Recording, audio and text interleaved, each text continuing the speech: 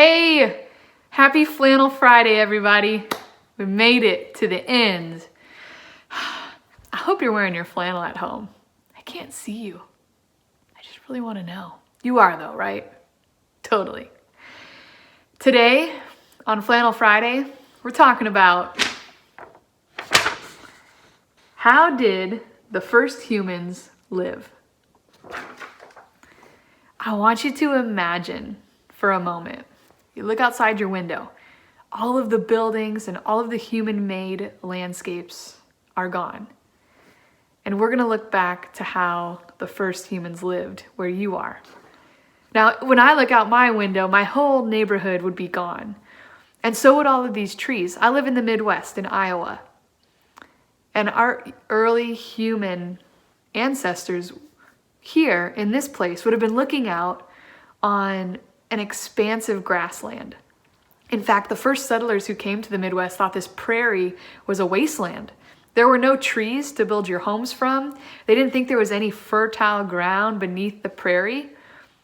It was just grass for miles and miles and miles and miles.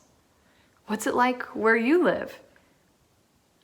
Now, our early ancestors, the first humans, they lived as foragers.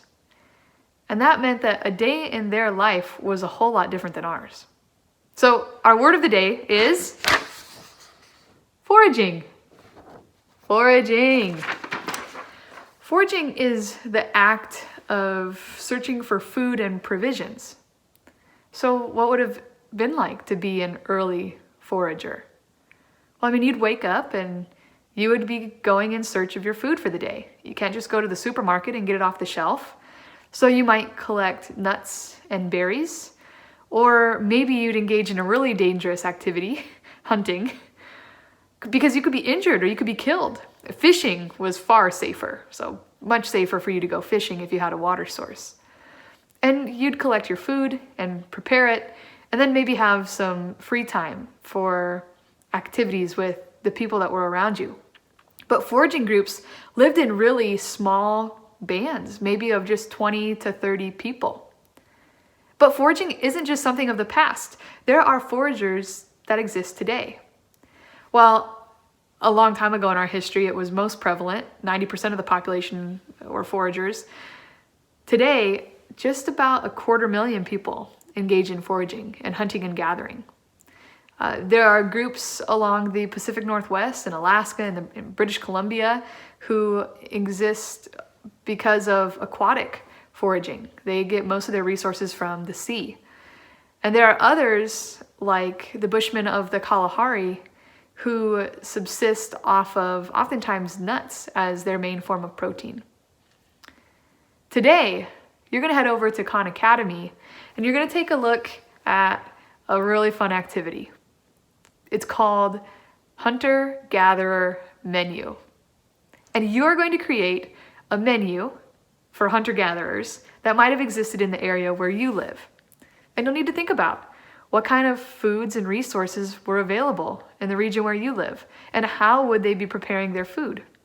So come up with a name for your restaurant and menu items, but make sure that you could actually build this stuff from your environment. All right, now get over there, make your menu, and I'll see you when you get back. Welcome back. Did your restaurant get all opened up? You got a clever name? I'm sure you came up with some interesting recipes. Around here, I think the delicacy in Iowa, there were strawberries. So although we had lots of just prairie grass, there are also some sweet strawberries here.